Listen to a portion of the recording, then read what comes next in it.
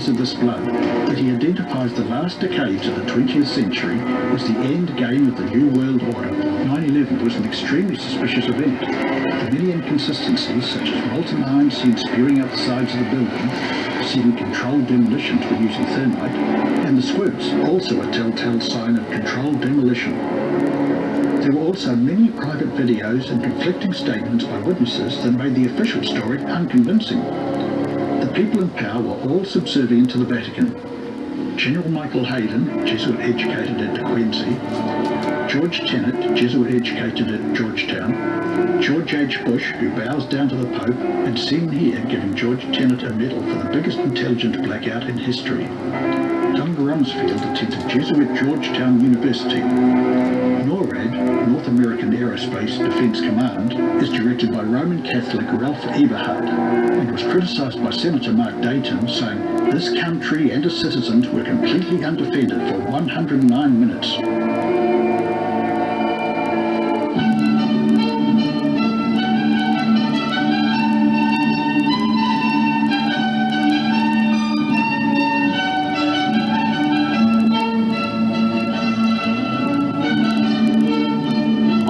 September 11th, 2001, 19 men armed with box cutters, directed by a man on dialysis in a cave fortress halfway around the world, using a satellite phone and a laptop, directed the most sophisticated penetration of the most heavily defended airspace in the world, overpowering the passengers and the military combat-trained pilots on 4 commercial aircraft before flying those planes wildly off course for over an hour without being molested by a single fighter interceptor. These 19 hijackers, devout religious fundamentalists who like to drink alcohol, snort cocaine, and live with pink-haired strippers, managed to knock down 3 buildings with 2 planes in New York. While in Washington, a pilot who couldn't handle a single-engine Cessna was able to fly a 757 in an 8,000-foot descending 270-degree corkscrew turn to come exactly level with the ground, hitting the Pentagon in the Budget Analyst Office, where DoD staffers were working on the mystery of the $2.3 trillion that Defense Secretary Donald Rumsfeld had announced missing from the Pentagon's coffers in a press conference the day before, on September 10th, 2001. Luckily, the news anchors knew who did it within minutes. Osama bin Laden. The pundits knew within hours. Osama bin Laden. The administration knew within the day. Terrorists who committed these acts, and those who harbor them. And the evidence literally fell into the FBI's lap. The hijacker's passport was found blocks from the World Trade Center crash site, if you can believe that. But for some reason, a bunch of crazy conspiracy theorists demanded an investigation into the greatest attack on American soil in history. That investigation was delayed, underfunded, set up to fail, a conflict of interest, and a cover-up from start to finish. It was based on testimony extracted through torture, the records of which were destroyed. It failed to mention the existence of WTC-7, Able Danger, P-TECH, Sibel Edmonds, OBL and the CIA, and the drills of hijacked aircraft being flown into buildings that were being simulated at the precise same time that those events were actually happening. It was lied to by the Pentagon, the CIA, the Bush administration, and as for Bush and Cheney, well, no one knows what they told it because they testified in secret, off the record, not under oath, and behind closed doors. It didn't bother to look at who funded the attacks because that question is ultimately of little practical significance. Still, the 9/11 Commission did brilliantly, answering all of the questions the public had, except most of the victims' family members' questions, and pinned blame on all the people responsible, although no one so much as lost their job, determining the attacks were failure of imagination. Because According to our government, at least, and I don't think the prior government that could envision flying airplanes into buildings.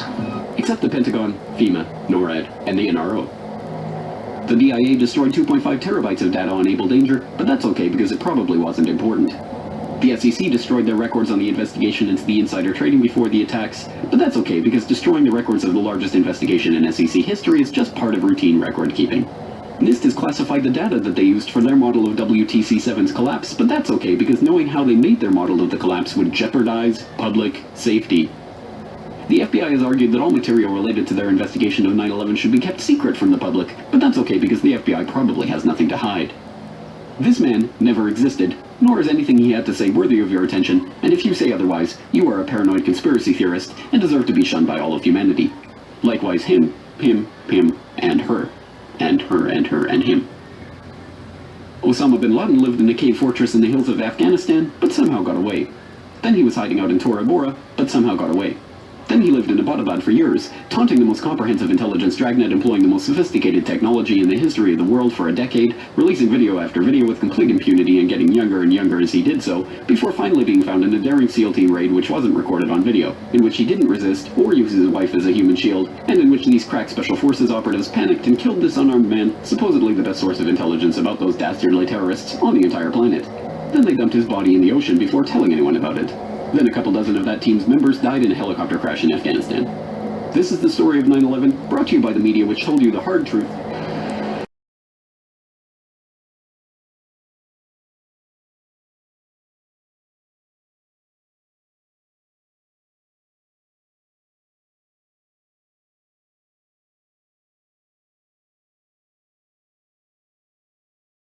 I was looking at the age of darkness in the New World Order. We got Semiramis and Nimrod sitting as known as Madonna, and it's the Catholic popes kneeling before her because they come from this early kingdom that started right after the flood. It is a continuance of the teachings of Baal or Babel, as they call it in the Bible, Nimrod.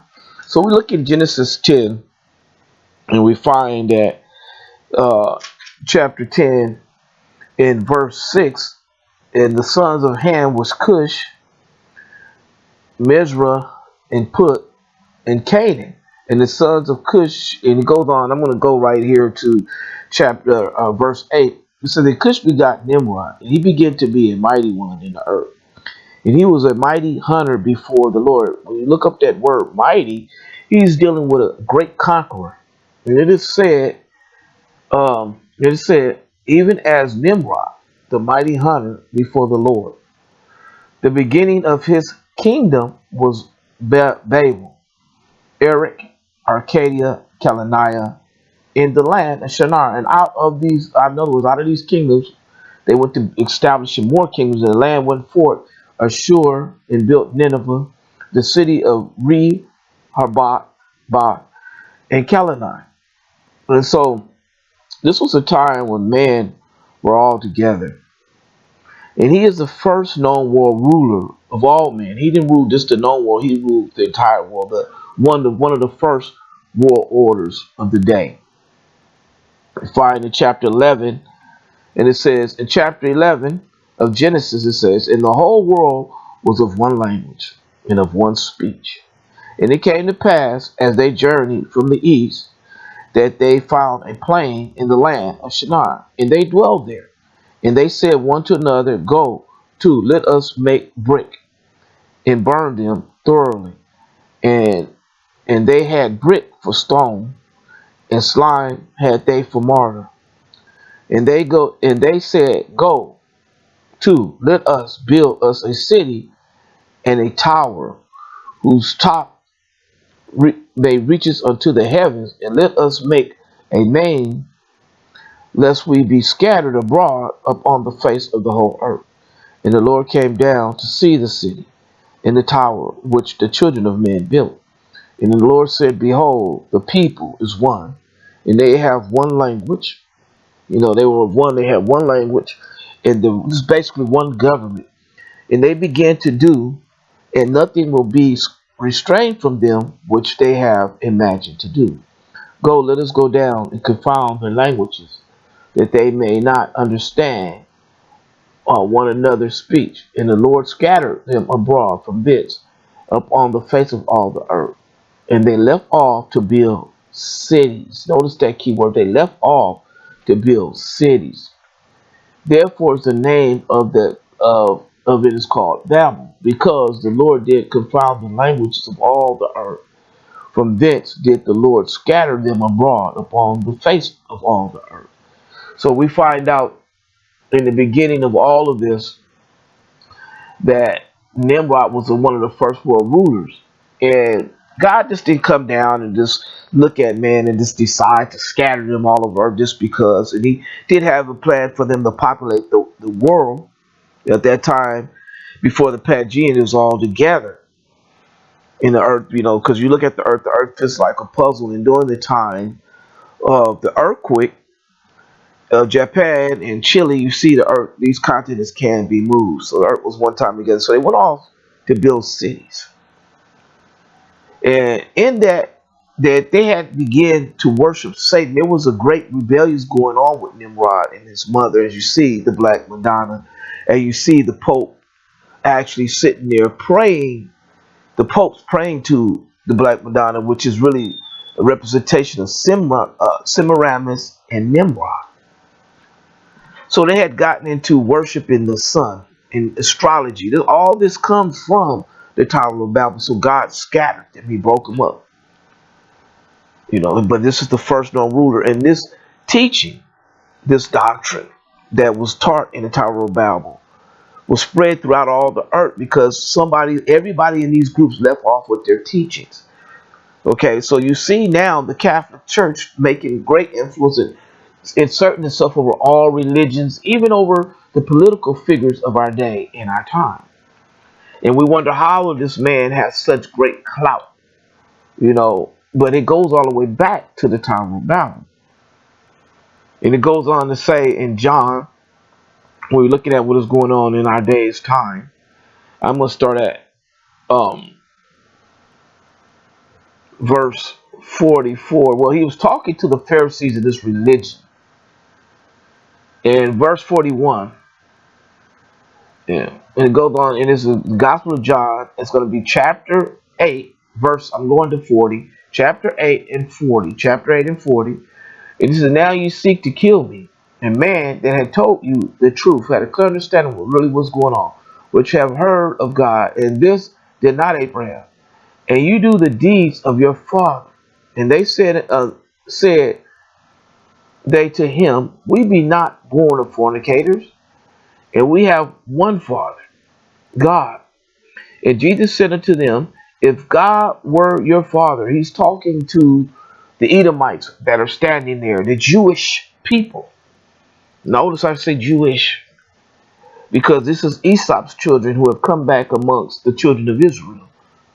And now they're controlling and dominating their society and their temple. It said, and you would have loved me, for I proceeded forth and came from God.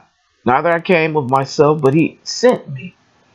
He said, why do you not understand my speech? It said, even because you cannot hear my words. See, ye of your father, the devil, in the lust of your father you will do. He was a murderer from the beginning, and abode not in the truth, because there is no truth in him. And when he speaketh a lie, he speaketh of his own, for he is a liar and the father of it. So when you see the Pope with the Middle Eastern people, the Eastern religions, the Russian Orthodox Church, the Eastern Orthodox Church, the Islamic people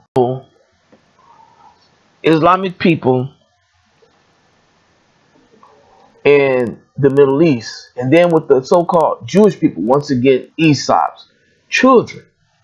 And then you see the church here in America. He is exerting influence over it right now. And so that influence that he's exerting is because he is influenced by the devil. He is the father of lies. So all these teachings he have an understanding of because Satan himself has created them. And this is the age of darkness. This is where everything is culminating. This is when everything is finally coming together. And so as it's coming together, the devil has gone out to gather his children. Chapter 13, when we start in Revelation 13, you find out Revelation 13 is written in reverse. The first part deals with the Antichrist. And he talks about, in Revelation 13, he said, I beheld another beast come up out of the earth. And he had two horns like a lamb, and he spake as a dragon. In other words, he's a deceitful person, a slanderer. You notice the Pope always talks about backing a gay marriage.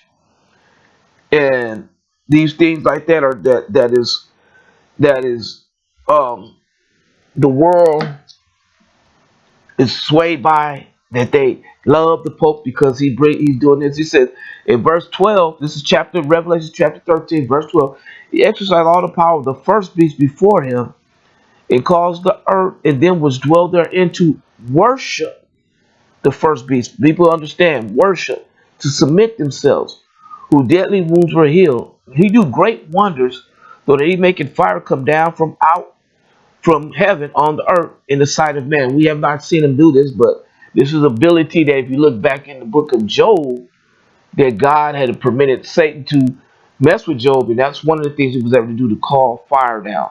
But those miracles, those lying wonders we're seeing, is that the Pope is able to unite all the world religions. He is even inserting influence over the world rulers themselves. You see, he's in the United Nations talking. He's talking to Obama, to Putin. Okay? And it goes on to say, and he lets you know in verse 14, and deceived them that dwelleth on the earth by the means of those miracles which he had power to do in the sight of the beast. You know, if you back up and you look at the first beast, the Antichrist, and you see where he receives his power. It said, and he said, and it's in verse 4 in Revelation 13, he said, they worship the dragon which gave power unto the beast, and they worship the beast, saying, who is like unto. So notice this, they worship the dragon who gave power unto the beast. You see, if I go back to verse 2, it said, and the beast which I saw was like unto a leopard, and his feet were as the feet of a bear, in his mouth of the mouth of a lion, and the dragon gave him his power and seat and great authority. Who is they talking about? See, when we get into this church thing, if you're not familiar with ecclesia, the called out ones, versus this word kelkus, which is the insert into our Bible, where the word church comes from, Lord or ruler house, then you don't understand what you're looking at. So when we see this, we go back and you look at understanding that we're dealing with government systems, the influencing of the people, the mass manipulation and controlling of the people. You go to Revelations chapter 12, you find out who this dragon is.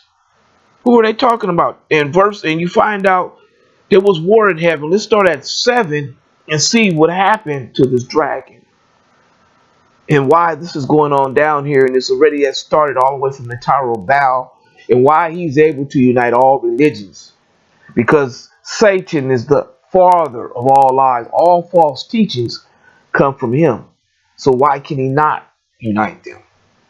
Revelations 12 and 7, and there was war in heaven, and Michael and his angels fought against the dragon.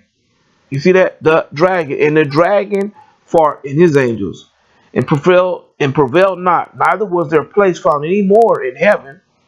And the great dragon was cast out, that old serpent called the devil, Satan. Look at that. Who are we talking about? That great dragon was cast out, that old serpent called the devil, Satan, which deceiveth the whole world. He was cast out into the earth, and his angels were cast out with him. So we're seeing who the influence this guy is under. He's under the influence of Satan himself. Satan has given him this power to go forth and unite the nations, unite religion, bring it into the one world order. We're in the age of darkness, when these things are right before our eyes, but yet they seem to be hidden. Okay? And so you find out, when I go back to Revelation 13, where this man is leading us. We'll start at 13, Revelation 13 and 13. And he do great wonders, so that he maketh fire come down from heaven on the earth in the sight of the beast. Okay, in his sight. And he said, and he deceiveth them that dwelleth on the earth by the means of those miracles which he had power to do in the sight of the beast, saying to them that dwelleth on the earth, and they that they should make an image to the beast, which had the wound by a sword, and did live. And he had power to give life unto the image of the beast, that the image of the beast should both speak and cause that as many as would not worship the image of the beast should be killed if you don't worship the Antichrist. And he calls all, both small and great, rich and poor,